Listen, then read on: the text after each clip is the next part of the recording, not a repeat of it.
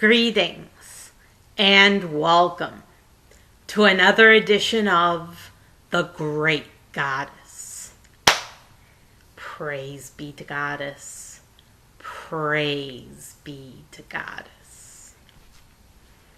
Well, here it is, another Wednesday, and today I have for you the topic of depression, anxiety, and dementia secrets. And this is not a title I made up myself. This is the name of a series by Jonathan Otto. Jonathan Otto, O-T-T-O. That's his last name. You can look it up. Jonathan Otto, Depression, Anxiety, and Dementia Secrets. And it's a free series that's going on right now. I don't know if it's too late to subscribe or not, but you can catch the videos for the next 8 days. It's going on for 8 more days. And it's at 7 p.m. Central, 8 p.m. Eastern, and 5 p.m. Pacific, and of course 6 p.m. Mountain Time. And the series is about the natural things you can do to help your mental health. Now, that's not to say that medicine doesn't have its place, because it does. I'm on medication, and I take my medication every day for my condition, and I wouldn't think of being without it because it really helps me. But for those of you who are not being helped by medication, it seems like you've tried everything and your psychiatrist had given up on you and sent you home to die. For people like that, this depression, anxiety, and dementia secrets might be really helpful, might be really useful, because it might give you an alternative that you haven't considered before that might help you. I'll tell you about my own story very briefly. I was depressed for many years. I was severely depressed, and my depression just kept getting worse, and there was no solution. And I couldn't control what I ate, but I didn't have any control over what I ate because I was homeless for a while, and I had to eat what they offered me to eat. So I wasn't eating a very good diet, because it was a diet that was being chosen for me, and it was the standard American diet. And I had very, very severe depression that just kept getting worse and worse, and I didn't know why. And I started on antidepressants. They started me on antidepressants, and they tried me on every single antidepressant there is. Every single antidepressant there is, I tried. And they would work for a while, and then they would stop working, and nothing helped. And some of them I had some really severe reactions to, some really severe adverse side effects from the antidepressants. So then I went off of the antidepressants eventually, because nothing was helping, nothing was working, and they just sent me home to die, basically, because nothing was working for my depression. And that my depression went away, but then I had schizophrenia, and I was sure it was the medication, because I was perfectly normal before I took the antidepressants. And to this day, they still claim, well, antidepressants don't cause schizophrenia. No, really, they don't. Maybe in some sensitive individuals they do, because antidepressants do irreversible brain damage. They cause the serotonin, it's serotonin reuptake inhibitors. So it keeps more serotonin in the synapses all the time to try to elevate your mood. But what that does is it causes the serotonin receptors to disappear. And they begin disappearing slowly and gradually until eventually there's enough of them that disappear. And then you're depressed all the time and nothing helps. So my depression went away, but then I had schizophrenia, and I always like to joke that my schizophrenia cured my depression, because I was depressed before, and then after, when I got schizophrenia, I wasn't depressed anymore, but then I was hearing voices. And this may have happened to a lot of people, and they just told them, well, antidepressants don't cause schizophrenia in 99% of the people. So that means they don't cause schizophrenia, so therefore it's your own fault. It's your body. It's your fault. It's not the fault of the medication that you took. And I still believe to this day that the antidepressants caused my schizophrenia, because I was fine before I started taking them. And these antidepressants and antipsychotics have adverse side effects. The first two antidepressants, antipsychotics they tried me on had very adverse symptoms, adverse consequences. One of them, I saw bugs crawling up my arm, and he had tripled my dose within one day, and I thought I saw bugs crawling up my arms, and I had delirium tremens symptoms.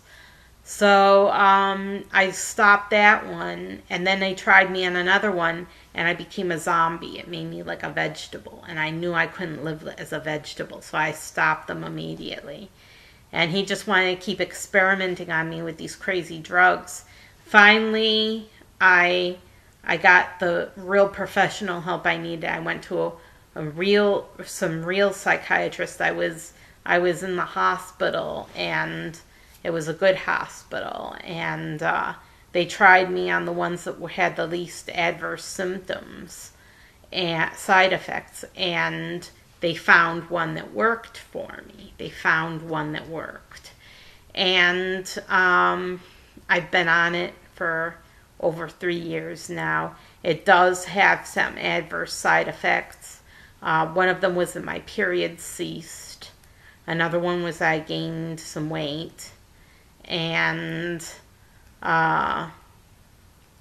it doesn't cause delirium tremens for me, which is good. But I've had some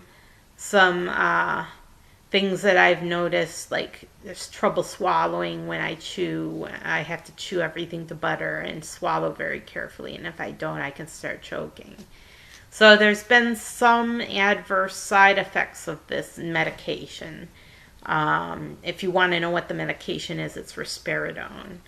But it's been pretty good for me. It's been a lifesaver for me, so I wouldn't recommend anyone going off their medications. But if medications haven't worked for you and there's nothing else, and these things that they tell you are totally natural, so there's nothing wrong with trying them just once. I wouldn't try the amino acids that they recommend, because those can really change your brain chemistry in ways that you won't expect, especially if you have schizophrenia like I do. Taking these amino acids can affect your brain chemistry and might make you have a psychotic episode. So I wouldn't try those. But for the other things, like healthful eating, like a vegan diet that they recommend, or trying to repair your gut, and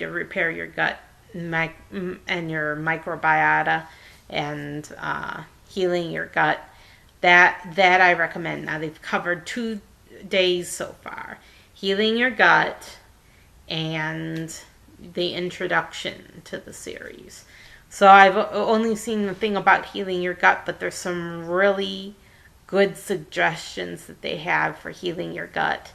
And I do recommend that you check out the series. Again, it is Depression, Anxiety, and Dementia Secrets with Jonathan Otto.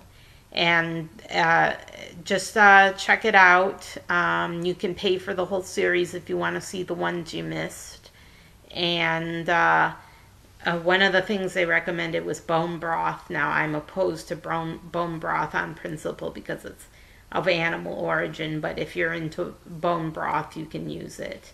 And another thing they recommended for healing the gut is celery juice. So if you have a problem with bone broth, you can use celery juice, or you can even use potato and carrot broth. That's another thing they recommend. So broth and celery juice, vegetable broth and celery juice are two things you can try to heal your gut. And they also said to the things to avoid. Now the things to avoid are very important: pesticides, herbicides, and GMOs. Those are the things to avoid. And you can get really sick eating meat with animals that were fed GMOs. If you're going to buy meat at all, buy organic, because the GMOs that they feed the animals kill them within a very short amount of time, and they have to slaughter them before they die of a rupture in their intestines, because that's what the GMO corn and soy that they feed these cows and pigs does to their intestines. It causes their intestines to rupture because the wall of the intestine becomes so thin that it can't sustain it any longer. And when you eat their meat, you get the same chemical poisons that cause the intestines to thin. So what do you think that's doing to you? So only buy organic meat, and it can cause food allergies, obviously, to have a thinning gut wall, but it can also cause leaky gut, which can cause adverse brain symptoms when you eat certain foods. And it wreaks havoc on the whole body. The whole body, the immune cells begin attacking nerves, begin attacking the pancreas, begin attacking everything, the thyroid. They mentioned thyroid hormones. I can't remember exactly what they said about thyroid hormones, but they said that the environment in the gut is so toxic. It's so toxic that the gut changes the thyroid hormone into a form that's unusable. And you can still detect the thyroid hormone in the blood and it looks normal, but you're having symptoms of hypothyroidism because the thyroid hormone has been denatured by the unnatural environment in the gut. So that was just one thing they said. Now, I don't know if there's any truth to that. This is all hearsay from these experts. But if it's true, if there's any truth to it, then you really want to heal your gut and avoid. The best thing you can do is avoid chlorine, which kills gut microbiota because chlorine is a bacteria killer. Purify your water. That's where chlorine comes from. Purify your water. Avoid GMOs, because GMOs may contain Bt, which causes leaky gut. It punches holes in the gut wall. Avoid GMOs because they have more pesticides and herbicides. They're genetically engineered to withstand pesticides and herbicides. So avoid foods with pesticides and herbicides. That includes conventionally grown food. And avoid chemical pollutants, like there's things in your bathroom that you use, like shaving cream, that can be really toxic. And if you replace all the stuff in your bathroom with all non-toxics, eliminate fluoride toothpaste and shaving cream and all of these things, aftershave and perfume and cologne and all these things that you find in your bathroom cupboard that can cause these sensitivities, then you're well on your way. You're well on your way to eliminating a lot of the toxins in your environment that can cause the brain to malfunction. And so check out the series, Jonathan Otto, Depression, Anxiety, and Dementia Secrets.